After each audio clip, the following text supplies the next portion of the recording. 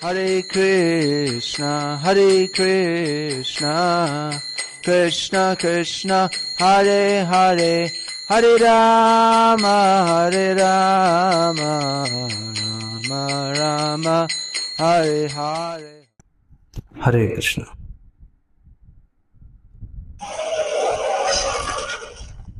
All right. Kartik Kumar from Bangalore is quoting Srimad Bhagavatam, Canto 10, Chapter 45, Text 5, spoken by Krishna. Bengaluru నుంచి కార్తిక్ కుమార్ అనేటువంటి వ్యక్తి ప్రశ్నిస్తున్నాడు. శ్రీమద్ భాగవతాన్ని ప్రస్తావిస్తున్నాడు. దశమ స్కందం 45వ అధ్యాయం 5వ శ్లోకం కృష్ణుడు చెప్పినటువంటిది. Sarvartha sambhavo deho janita poshito yataha natayor yati nirvesham pitrmartha shatayusha. Translation. ఈ శ్లోకానికి అనువాదం ఈ విధంగా ఉంది. With one's body one can acquire all goals of life and it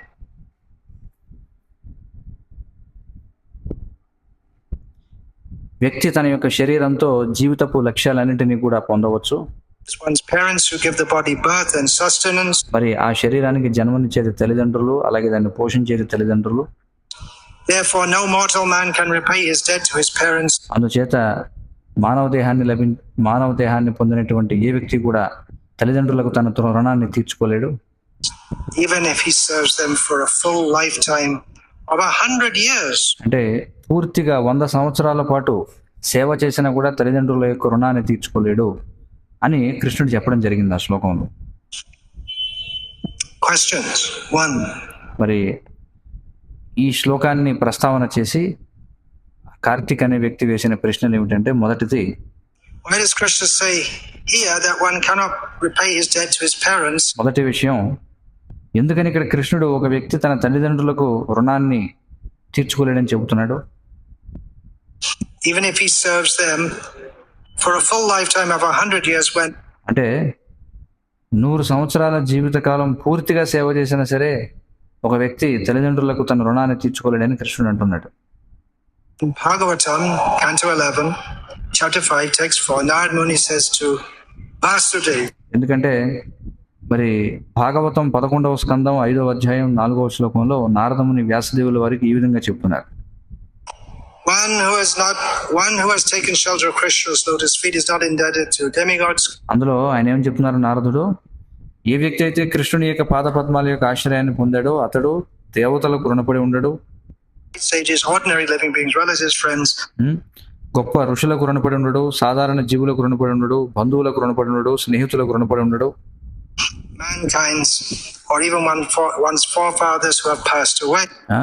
మానవ జాతికి కానీ రుణపడి ఉండడు, లేదా చనిపోయినటువంటి పితృలు ఎవరైతే ఉన్నారో వారికి కూడా రుణపడి ఉండడు అని చెప్తున్నాడు.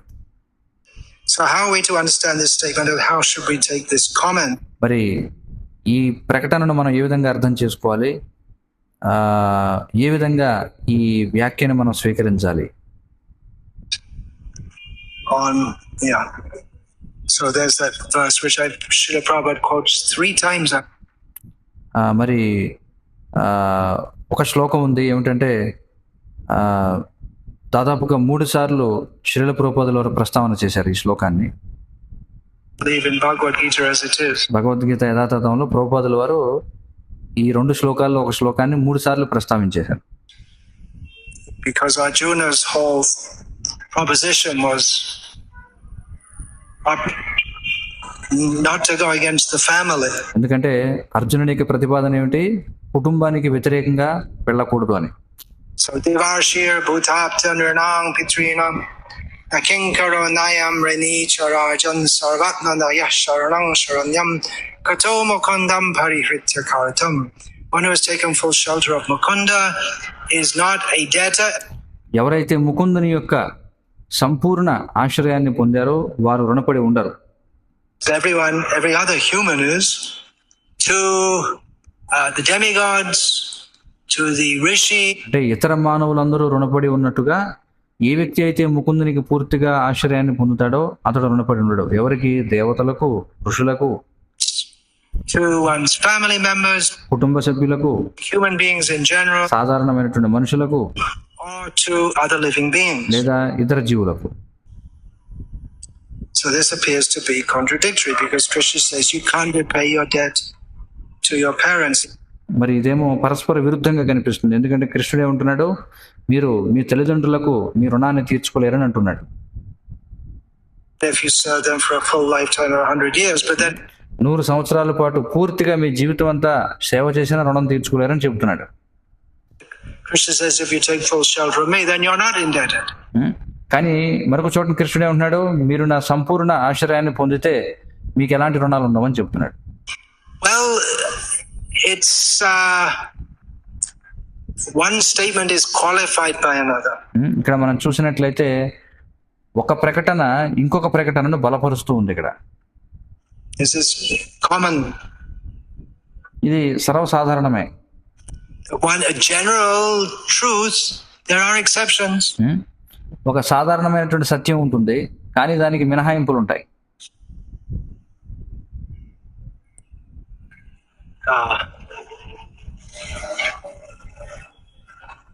Sri Lankans are good people. ఒక ప్రకటన ఏమిటంటే శ్రీలంకీయులు మంచి మనుషులు వాళ్ళు అని. Okay, we can accept that as a general proposition. దాన్ని మనం ఒక సాధారణ ప్రతిపాదనగా అంగీకరించవచ్చు. There must be some. Well, ఎందుకంటే ఖచ్చితంగా కొంతమంది ఉండాలి మంచివాడు. this one, he's not a good man. కానీ ఈ వ్యక్తి ఎవరైతే ఉన్నాడో అతను మాత్రం మంచివాడు కాదు. Some of them are not good.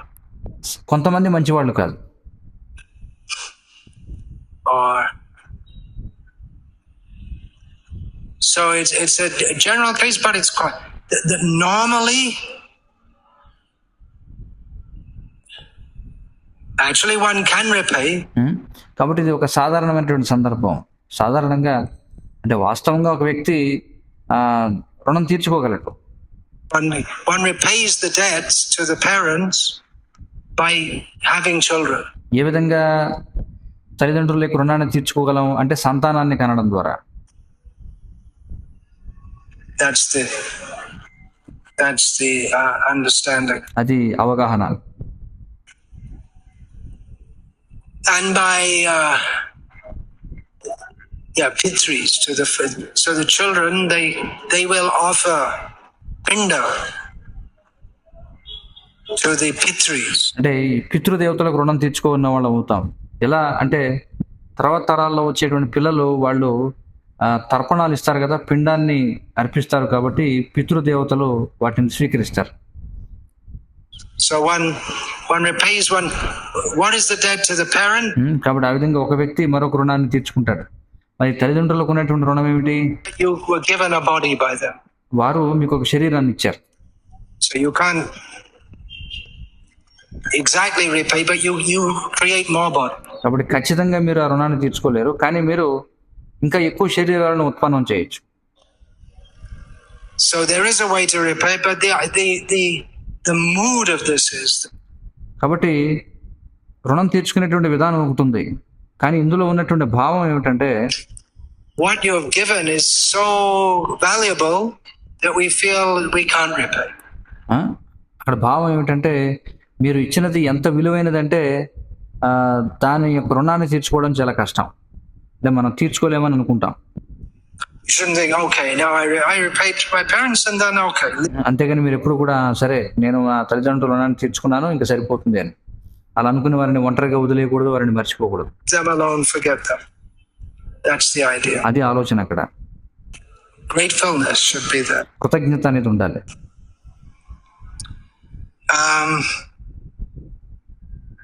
Because yes, sarvartha sambhavo deha. ఎందుకంటే చెప్పబడింది సర్వార్థ సంభవో దేహ అని.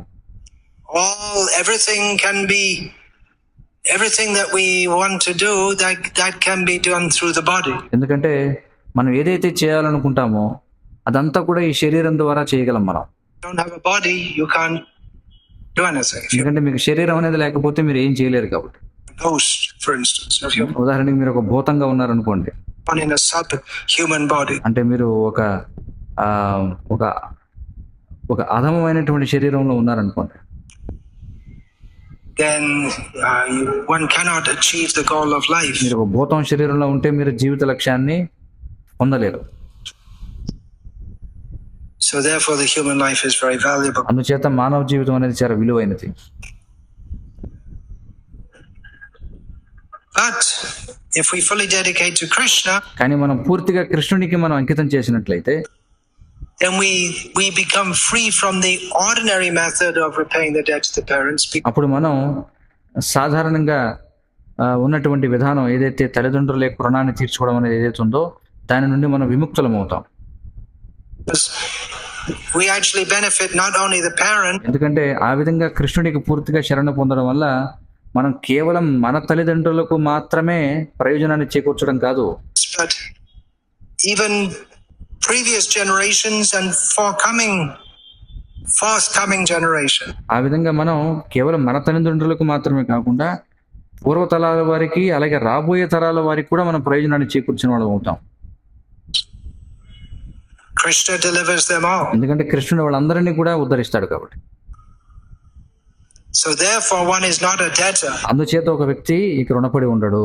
One fully takes shelter of Krishna, అంటే ఒక వ్యక్తి పూర్తిగా కృష్ణుని యొక్క ఆశ్రయాన్ని పొందితే because Krishna takes care of all the parents and everyone else. ఎందుకంటే కృష్ణుడే అందరి తల్లిదండ్రులు అలాగే ప్రతి ఒక్కరి యొక్క సంరక్షణ చూసుకుంటాడు. So the general case is that one cannot repay the debt to the parents. కాబట్టి And of course, సాధారణ సందర్భం ఏమిటంటే వ్యక్తి తల్లిదండ్రులకు తన రుణాన్ని తీర్చుకోలేడు. it's very much part of Indian culture, especially in North India. కాబట్టి అది భారతీయ సంస్కృతిలో ఒక ముఖ్యమైనటువంటి భాగం తల్లిదండ్రుల యొక్క రుణాన్ని తీర్చుకోవడం అనేది, ముఖ్యంగా ఉత్తర భారతదేశంలో.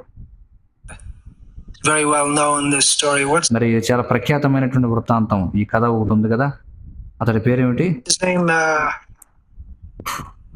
Sampath Kumar, what is it? Shravan శ్రవణ కుమారుడు. Kumar. Very common picture to see him carrying on his shoulder the father and mother. కాబట్టి ఇది సర్వసాధారణంగా మనం చూసేటువంటి చిత్రపటం ఏమిటది? శ్రవణ కుమారుడు తన తల్లిని తండ్రిని ఒక కావిడిలో మూసుకొని వెళుతూ ఉంటాడు భుజం మీద.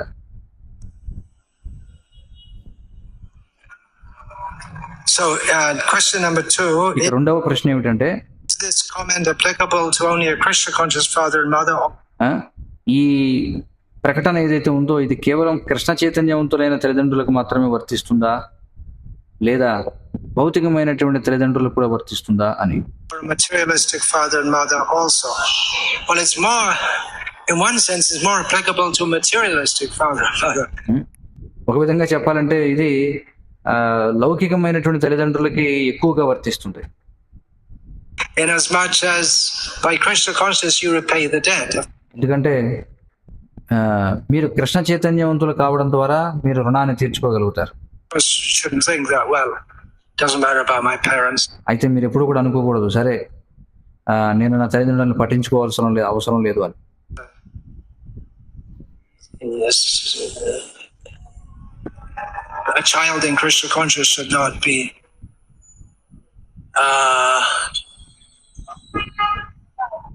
neglectful of parents. కృష్ణ చైతన్యంలో ఉన్నటువంటి ఒక వ్యక్తి తన తల్లిదండ్రుల విషయంలో విస్మరణ భావంతో ఉండకూడదు. But may also, if one is fully engaged in preaching Krishna consciousness, కానీ ఒకవేళ ఒక వ్యక్తి పూర్తిగా కృష్ణ చైతన్యాన్ని ప్రచారం చేయడం అనే కార్యంలో నిమగ్నమై ఉన్నట్లయితే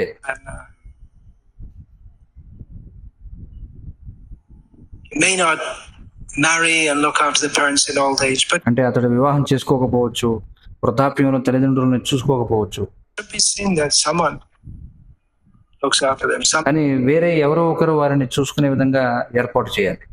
arrangement is made. ఏదో ఒక ఏర్పాటు ఉండాలి, Something is done. ఏదో ఒకటి జరిగేలా చూడాలి.